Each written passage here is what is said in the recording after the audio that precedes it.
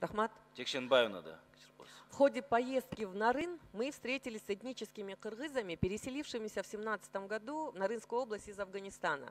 Появилось ряд вопросов по поводу ситуации с памирскими кыргызами. Приехала небольшая группа людей, этнических кыргызов, и мы не смогли им достойно создать условия на нашей земле. Всего 11 семей в количестве 50 человек.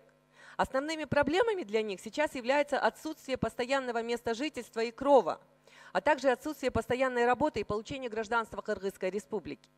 Изначально правительство решило привести детей для обучения. Вместе с детьми приехали их родители. Сейчас же уполномоченный орган в области миграции открещивается и сообщает, что мы никаких обязательств перед родителями не давали, а только лишь брали обязательства в части обучения детей, и они являются гражданами Афганистана. Но этнические кыргызы-кайрылманы имеют возможность получить гражданство в упрощенном порядке. В частности, прием их в гражданство Кыргызской республики осуществляется без предварительного выхода из гражданства другого государства на основании их письменного обращения о приеме в гражданство нашей страны.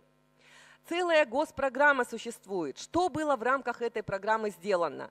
Почему в течение 2 лет они не могут получить наше гражданство? Почему нельзя было согласованно решить вопрос, а все время их отпинывать в Бишкек? Мол, нужно вам гражданство, езжайте в Бишкек и оформляйте документы. Как человек может туда поехать, если элементарно средств нет, города не знает и не имеет правовых возможностей в целом?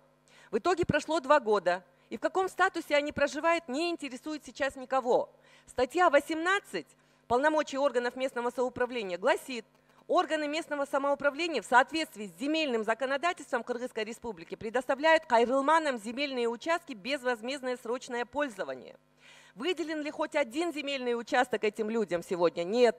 Они скитаются по разным углам, а потоки гуманитарной помощи и помощи от неравнодушных граждан поступают. Государство даже тендер объявляло и покупало мебель и бытовую технику им. А может, их сначала жильем обеспечить нужно было? Адаптация и интеграция в местное сообщество данных лиц не была проведена ни уполномоченным органом по миграции, ни местной властью. Все на самотеке. А экс-отдельные члены правительства просто пропиарились тем, что привезли кыргызов с Памира, вот и все.